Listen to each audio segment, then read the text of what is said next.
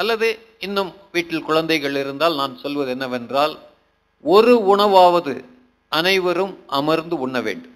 At least one meal, a common meal. ஒரு 20 நிமிடத்திலிருந்து 30 நிமிடமாவது அந்த இரவு உணவு உண்பதற்கு எடுத்துக்கொள்ள வேண்டும். அதான் நான் பல பேர்கிட்ட சொல்லுவேன், நீங்கள் சாப்பாடு சாப்பிடல, வாட்ஸ்அப்பையும் டிவியையும் சாப்பிட்டுட்டு இருக்கிறீங்க. அப்போது எதற்காக நாம் உழைக்கிறோம் என்று கேட்டால் 3 வேளை உணவிற்காக என்றும், அந்த 3 வேளை உணவை முழுமையாக ரசித்து ருசித்து உண்ண முடிகிறதா அப்படின்னா யாரும் பண்றதில்லை. அப்போ முதல்ல செல்ஃபோன் இல்லாமல், டிவி இல்லாமல் டைனிங் ஹாலில் எல்லாரும் உட்கார்ந்து ஒருத்தர் பேசலாம். அப்போது அனைவருமே அவருடைய அனுபவங்களை பகிர்ந்து கொள்ளலாம். ஆஃபீஸ் போகிற அப்பா இன்னைக்கு ஆஃபீஸில் என்ன நடந்ததுன்னு சொல்லலாம், ஸ்கூலுக்கு போயிட்டு வந்த குழந்தைங்க அங்கே என்ன நடந்ததுன்னு சொல்லலாம், அம்மா வீட்டில் என்ன நடந்ததுன்னு சொல்லலாம். எல்லாருமே அப்படி சொல்லும் பொழுது அங்கே ரூல் என்னென்னா, no criticism, no advice, accept. ஏன்னா நமக்கு ஈஸியாக வர்றது எது?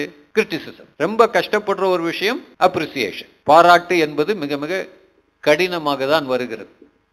அப்போது குழந்தைகளிடத்தில் நாம் குறைகளை கண்டு அவர்களை குற்றம் சாட்டி கொண்டிருக்கும் வரை அவர்கள் குறைகளோடு தான் வளர்வார்கள். அவர்களிடத்தில் நிறைகளை கண்டு பாராட்டி கொண்டிருக்கும் வரை அவர்கள் நிறைகளோடு வளர்வார்கள். அப்போ உங்கள் குழந்தை குறைகளோடு வளர்கிறதா நிறைகளோடு வளர்கிறதா என்பது முழுக்க முழுக்க உங்கள் கையில். சார் அவன் தப்பு பண்ணுறானே என்ன பண்ணுறது? விட்டுருங்க நேரத்துக்கு. சரியாக ஒன்று பண்ணானா அதை பாராட்டுங்க.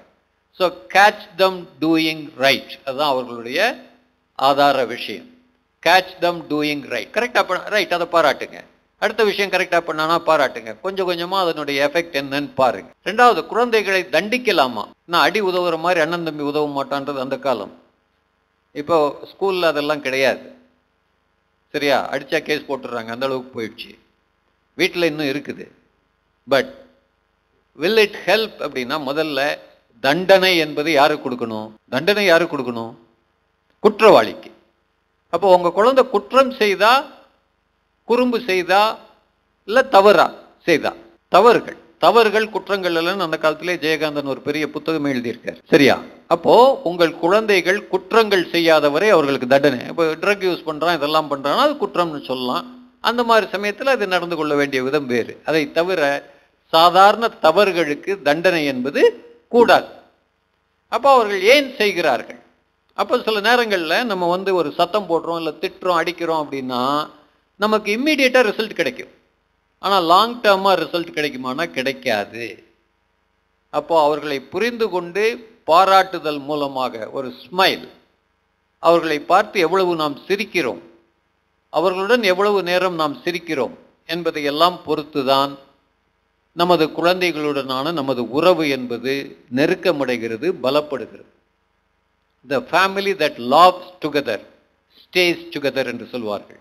எவ்வளவுக்கு எவ்வளவு அதிகமாக நாம் சிரிக்கிறோம் ஒருவருடன் ஒருவர் என்பதை பொறுத்துதான் நாம் நமது குழந்தைகளுடனான உறவு. ஆக அந்த ஒன் மீல் அ டே அதில் பேச விடுங்க. எல்லாரும் பேசும்போது அதை புரிந்து கொள்ளலாம், அந்த உறவுகள் பலப்படுத்தலாம். அதனுடன் நான் ஏற்கனவே சொன்ன மாதிரி நம்ம வேல்யூஸ், விழுமியங்கள்னு தமிழில் சொல்கிறாங்க. ஆங்கில வார்த்தைகள் எளிதாகிவிட்டன. விழுமியம் அப்படின்னா என்னன்னு சில பேர் யோசிக்கிறாங்க. வேல்யூ சிஸ்டம் நான் சொன்ன மாதிரி. இது எல்லாவற்றையும் கற்றுக் கொடுக்கும் இடம் அந்த உணவு நேரம்.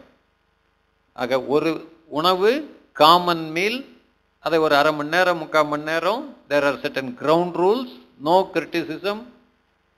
திட்டு கிடையாது, இது கிடையாது. அவங்க என்ன சொல்கிறாங்களோ அதை முழுமையாக அப்படி உள்ளவாங்க. யார் என்ன சொன்னாலும் அதை அப்படி எடுத்துக்கிறது. அதில் நல்ல விஷயங்கள் இருந்தால் பாராட்டுவது.